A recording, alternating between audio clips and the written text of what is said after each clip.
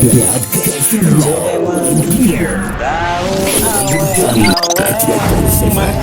macet, makin power. Assalamualaikum. Waalaikumsalam. Okey, saya Land Trooper. Abang? Teman Yukmi, saya Yukmi. Tapi apa kehel saya ada dalam ni? Saya tiba-tiba ada kat sini. Abang lah heret saya masuk dalam studio ni. Okay. Saya memang heret abang. Mengheret abang masuk ke ya. dalam ni. Tiba-tiba je. Kan? Apa ke sebenarnya? Apa kita nak cerita lagi? Apa kehel nak cerita ni? Kan? Okey, sebenarnya kita sedang membuat satu podcast yang bertajuk apa bang? Sembang Tiga Suku. Tak tahu nak bagi tajuk apa. Sembang Nak bagi Tiga Suku. apa nama podcast, tak tahu idea. Sembang Tiga Suku. Kita sembang je. Jangan jadi tiga suku sudah. Jangan. Sembang Tiga Suku tak apa. Tapi tiga suku tu ada kat sini sikit. Kalau tak tiga suku tak jadi. Betul tak? Tahu tak? Kita tengoklah apa. Follow the flow. Follow. Sekarang ni apa tajuk yang kita nak bualkan hari ni? Tajuk pun saya tak tahu. Awak Tanya tak tahu? tajuk, tiba-tiba heret saya ke dalam ni. Tanya pasal tajuk, manalah kita nak tahu. Okey, sekarang ni saya rasa kita akan cerita pasal pengalaman abang lah. Saya nak tanya sikit lah. Pengalaman banyak ni. Sebenarnya abang punya expertise apa? Tu saya nak tahu. Expertise yang utama saya ni pelukis, visual artist. Alright. Saya juga penulis dan Okay. saya juga seorang pemuzik. Okey. Itulah. Saya memang full time artist, Okey. penulis, illustrator, designer, dan saya juga ada hobi buat muzik. Dan saya juga menulis lagu dan saya perform. Abang ni macam art lah. Art lah tu. Artman lah. Art lah tu. Kalau bahasanya panggil artis lah tu. Artis. Artis. Bahasa Melayu seniman lah tu. Betul. Seniman jalanan lah. Seniman jalanan lah. Tak tahulah, saya ni ada peringkat di jalanan dan peringkat sekarang ni saya bukan di jalanan lagi. Okey bang, saya nak tanya, apa pencapaian abang setakat ni? Pencapaian banyak dalam bidang seni, bidang sastra. Alright. Saya adalah pencapaian tu panjang perjalanan, pasal saya mula melukis dari usia saya 10 tahun. Alright. Di pasar budaya. Walaupun saya duduk kat Perak, almarhum bapa saya bekerja di KL dan cuti sekolah saya datang ke KL. Jadi bapa saudara saya kebanyakan dah meninggal lah. Fatihah pada mereka. Mak saudara saya, termasuk almarhum opah saya. Dia orang bawa saya ke Center Market. Masa tu tak ada tempat lain. Kalau Gen Z sekarang tak tahulah, dia orang tahu ke Center Market tu apa. Nama lain bagi Center Market ni ialah pasar budaya atau pasar seni. Okey bang. Sebelum saya lupa, sepanjang perjalanan abang sebagai seorang artis lah kan. Apa perkara yang abang tak dapat lupakan? Banyak. Pasal saya melukis dari kecil. Tapi lepas tu saya masuk UiTM, ambil ijazah sarjana muda seni lukis seni reka. Kemudian habis belajar, saya decide untuk jadi pelukis, penulis, illustrator, designer sepenuh masa. Jadi pada tahun 2002 saya dah mulakan karier saya ni. Masa tu usia saya 22 tahun. Sekarang usia saya 46 tahun. Jadi nak cerita satu-satu tu, nak selok balik sejarah-sejarah lama tu bukan senang nak cerita. Okey, selain daripada tu bang, apa perkara-perkara yang abang tak dapat lupakan sepanjang abang menjadi artis ni? Artis kan lebih kurang sama kan? Sama je lah artis tu. Yang semua terlibat dengan seni. Tak kira dia pelukis ke, penulis, komposer, penulis lirik, musician ke, penyanyi ke, pelakon, semua artis lah tu. Kan?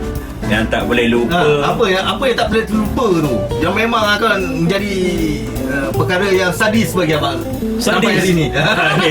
Ini pertanyaan sadis. Sadis. Tadi Apa? saya terdetik nak cerita pengalaman tak boleh lupa. Saya nak cerita part romantik. Tapi tanya part sadis tu saya kena fikir. Sadis ni banyak. Kita boleh berubah. Daripada topik ni kita masuk topik pasal kita kan dah rancangan Sepak Tiga Suku. Sadis tu banyak lah. Antaranya klien tak bayar kita. Itu paling sadis. Kita dah buat kerja dia tak bayar kita.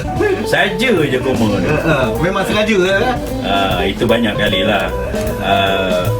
Usaha-usaha yang tak jadi. Biasalah bang. Kita dalam hidup kita ni kadang-kadang tak semua perkara yang kita plan jadi kan. Betul. Ada yang tak jadi. Ada, saya cerita pada kawan-kawan saya lah, pasal kawan-kawan saya banyak pandang saya sebagai seorang yang lama bertahan dalam bidang seni. Dia pandang macam tak ada mata lah. Ke macam mana? Macam mana nak pandang kalau tak ada mata? Itu suku betul ni soalan. Pandang tak ada mata. Inilah jangan Sepak Tiga Suku. Pasal sepanjang karier saya ada juga menang anugerah award dalam bidang sastra, bidang seni, adalah sikit dan banyak. Kumpul-kumpul adalah 9 anugerah. Tapi bukanlah anugerah yang glamour. Kita bukan pelawak, kita bukan da'i, bukan piu. Okey, sembayang karier abang sebagai seorang artis ni, sejauh mana abang dapat mengelilingi dunia kan? Tak banyak lah. Tapi dapatlah peluang tengok negara orang, dapat tajaan, dapat jangan pergi ke botol je, kena pergi ke jauh sikit. Saya orang Kuala, saya orang Kuala Kangsar. Saya bandar Diraja Kuala Kangsar ya. Walaupun almarhum bapa saya orang Kelantan, mak saya orang Perak, saya lahir di Bandar Diraja Kuala Kangsar. Macam bangga benar lahir Kuala Kangsar, Bandar Diraja kan. Okey, dengar cerita bang, abang pernah pergi ke paling jauh ke Iran abang Iran. Pernah pergi. Ada peluang-peluang pergi jauh lagi, tapi saya tak dapat pergi. Hanya hantar karya saya dipamerkan. Itu di Frankfurt. Saya tak dapat pergi, ada sebab tertentu. Jadi pihak penganjur bawa lukisan saya pamer kat Frankfurt. Tapi suatu hari nanti saya harap saya dapat pergi sana lah. InsyaAllah. Selain daripada tu? Selain Iran, Singapura, saya pernah pergi mana lagi ya? Afghanistan pernah, Iraq pernah. Tempat mana panas je pergi. Tempat orang berperang. Berpeluh-peluh ke tidak? Sebenarnya tak semua tempat berkrisis sebenarnya. Cuma orang banyak mengukur daripada berita-berita media. Sebenarnya ada tempat yang di sana perang, di sini okey semua orang siap berpesta lagi. Kadang-kadang media ni dia propaganda lebih. Sebenarnya tak ada apa pun kan. Selalu gitulah kan. Macam dululah, macam kat Lahad Datu kan, sampai orang takut datang Malaysia. Takut nak datang melancong ke Malaysia. Padahal insiden tu berlaku di Lahad Datu kan. Jadi sampai media punya kuasa ni, laporan dia sampai orang-orang luar takut datang Malaysia. Pernah berlaku macam tu. Okey bang, sejauh ni berapa banyak karier abang melukis ataupun menghasilkan karya? Banyak. Saya pun tak tahu berapa banyak lukisan saya dah hasilkan, berapa banyak buku. Dulu saya kira buku saya buat dulu. Abang bukannya setakat lukisan kan? Saya penulis juga. Saya penulis sastra. Saya penulis sastra tu puisi, cerpen, novel. Dan tapi sekarang saya fokus pada penulisan sastra awal untuk kanak-kanak dan remaja. Lebih ke arah pendidikan lah. Dan pasal saya boleh menulis dan buku yang saya hasilkan dengan isteri saya. Ada buku saya tulis, isteri saya lukis. Isteri saya pelukis juga. Maknanya abang bersama dengan isteri lah. Itulah, sama dengan isteri bekerjasama. Kami dua-dua pelukis. Ada orang tanya isteri saya ingat lagi almarhum ni Anjang Aki. Anjang Aki ya. Tahun 2008 dekat Istana Budaya. Alright. Masa tu saya dengan isteri saya hadir untuk menonton teater. Teater Patriot. Jadi Anjang Aki tanya, kenapa, kat isteri saya lah, tanya isteri saya, kenapa nak kahwin dengan si Mambo? Saya ada nama lain. Bukan Mak Embong? Mambo.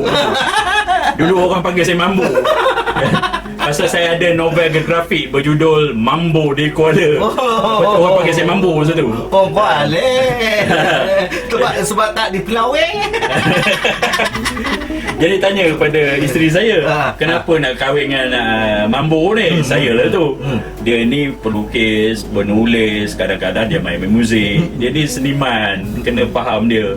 Lepas tu isteri saya, masa tu belum jadi isteri lah, dia jawab, saya pun pelukis. Okey, boleh. Matching lah. Matching. Okey, minta maaf bang, saya nak tanya, Manbo tu maksud dia man botak ke? Masa tu saya tak botak. Saya botak start tahun 2019. Rambut saya gugur. Pasal masa muda banyak sangat buat fashion. Rambut rasta lah, rambut macam abang dulu British Bulldog lah.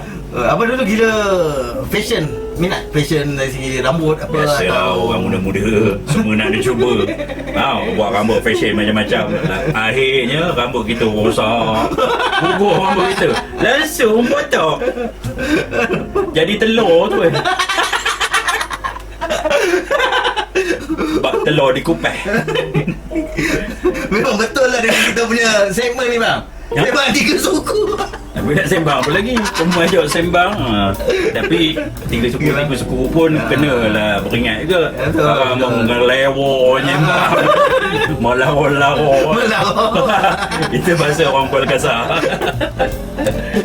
Aduh. Apa lagi saya nak tanya? Abang cerita lah abang punya pengalaman. Dia nak tanya. Dah ada direct kita masuk sini. Dia sendiri tak ada idea nak tanya. Pasal kita mikir itu nama. Ini nama dia sembang 3 suku. Sampai nak tanya pun tak kerti.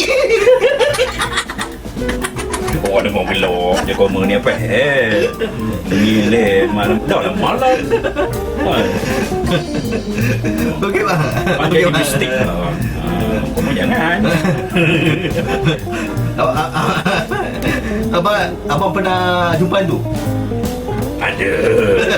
Pengalaman mistik tu mesti setiap orang mesti ada pengalaman. Okey bang, kalau macam tu bang kita tukar segmen. Sembang mistik 3 suku. Tertipu nak cerita pasal hantu pula. Dah terpaksa selongkor lah memori ni. Hantu apa aku jumpa dulu. Banyak hantu bang. Hantu apa yang biasa abang jumpa? Tak boleh cakap lah pasal pengalaman kena kacau hantu ni. Dari zaman universiti dulu dah pernah dah. Duduk hostel. Ada lah macam-macam. Okey bang, sebelum saya lupa bang, dengar cerita abang pernah melukis mural dekat dinding. Ya, melukis mural. Melukis mural macam-macam, melukis mural, buat grafiti.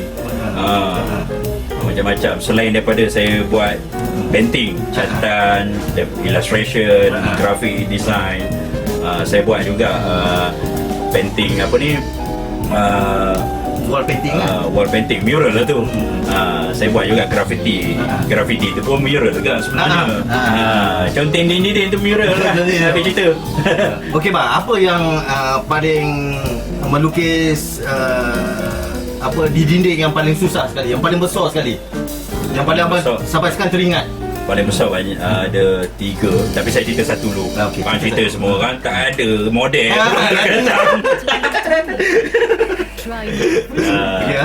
Yang satu tu saya pernah buat tahun 2010. Okey.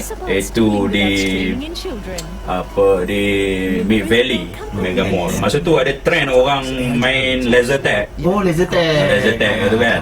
Jadi saya kena design tempat tu, buat mural, melukis apa semua. Dan lukisan-lukisan tu mestilah glow in the dark. Okey bang, sebenarnya tak ramai orang yang tahu teknik untuk melukis mural glow in the dark. Ada. Kan? Betul kan? Ya. Glow in the dark ni sebenarnya ada cat yang khusus untuk glow in the dark. Ada pen yang khusus lah. Saya ingat masa tu saya beli, dia punya supplier dia hanya ada satu je kat Malaysia ni. Itu kat PJ. Tapi kena contact dia akan hantar barang tu. Dia tak ada kedai. Dia tak ada kedai. Tak tahu dia tak ada kedai ke atau dia berahsia kedai dia kat mana. Biasalah bisnes kan. Kadang kan boleh percaya. Tentang jual cat tu sampingan je. Dia campur dengan apa yang patut. Dia jual kedai kuda. Tak baik saya undur dia. Kali dia menonton ni saya minta maaf ya. Joking. Jadi masa tu pun 1 liter cat tu harga dia dah 500. Bukan tepat 500 lah, 400 lebih, hampir 500 ringgit. Okey bang, berapa besar keluasan yang abang lukiskan mural? Nak mengukur tu tak tahu lah. Tempat tu sangat besar. Lepas tu ada 3 tingkat. 3 tingkat? Lepas tu ada berapa belah dinding, tak tahulah berapa. Jadi saya buat tu, saya terpaksa lah melantik kawan-kawan saya yang terdiri daripada pelukis-pelukis animasi. Jadi saya ambil animator ni. Kebanyakan demo ni majoritinya freelance animator. Jadi saya ambil animator kerana animator ni kelebihan dan kepandaian animator ni ialah boleh meniru balik apa yang design kita buat. Duplicate lah. Dia boleh duplicate. Malahan dia buat lagi cantik. Kita dah elok design, dia buat lagi lawa pula. Kita tengok lebih-lebih pula. Tapi tak apalah, dia buat kerja. Okey bang, macam glow tu saya tak faham. Macam mana glow tu, maksudnya lukis tu dia keluar cahaya ke ataupun dia macam mana tu? Tempat tu ada saya tak tahu benda ni. UV light. Bila orang main laser tag tu akan tutup lampu. Hanya UV light saja yang dipasang. Bila dipasang UV light tu, cahaya tu kena kat dinding-dinding yang ada mural tu, mural tu glow.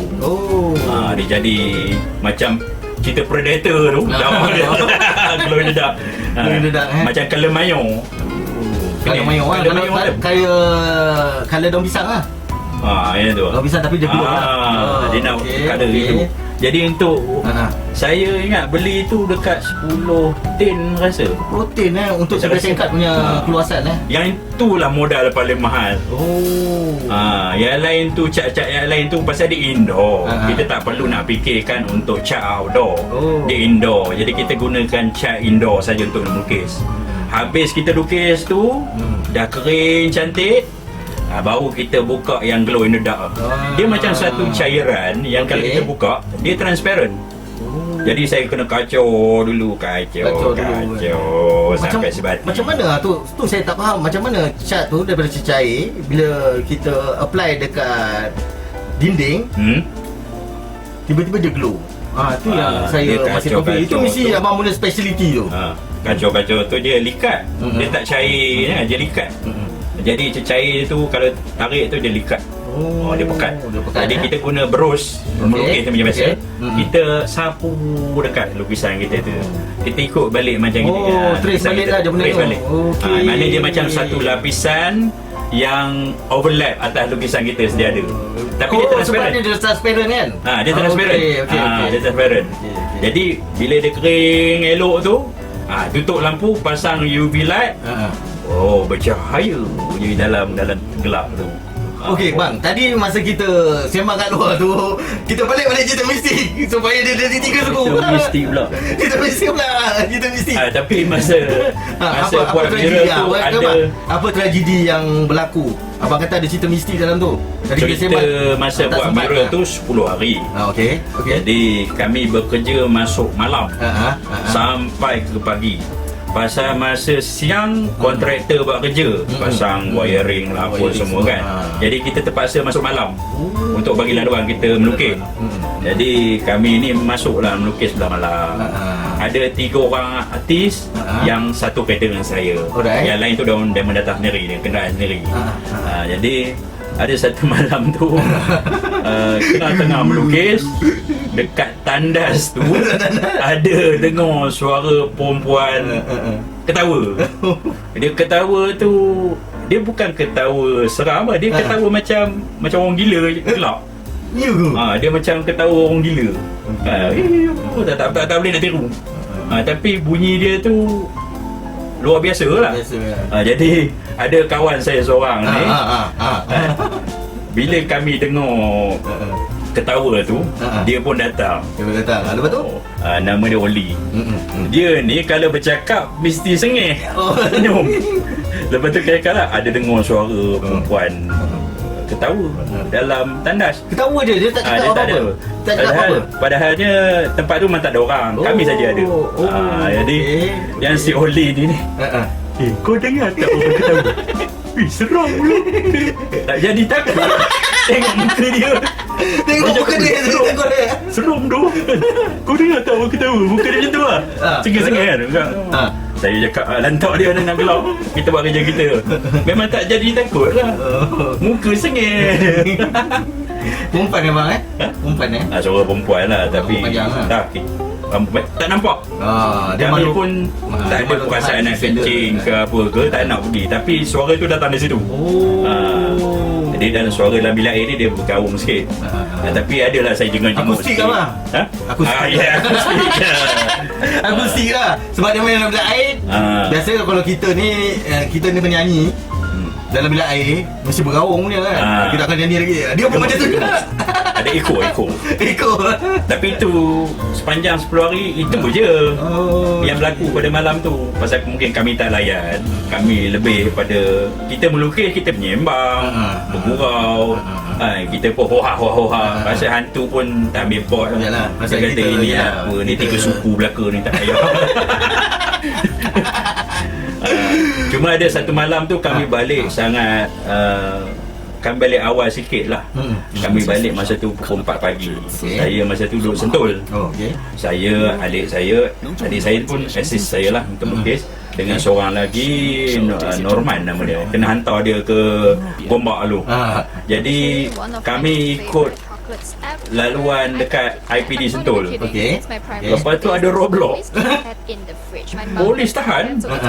Polis tahan pasal dia tengok dalam kereta tu dengan cat-cat lah barang. Kami pun selekeh. Cat-cat apa semua. Kalau saya jadi polis bang, saya ingat abang ni Along paling cakap. Masa tu ada rambut. Tapi kami selekeh lah. Baru lepas bawa kerja.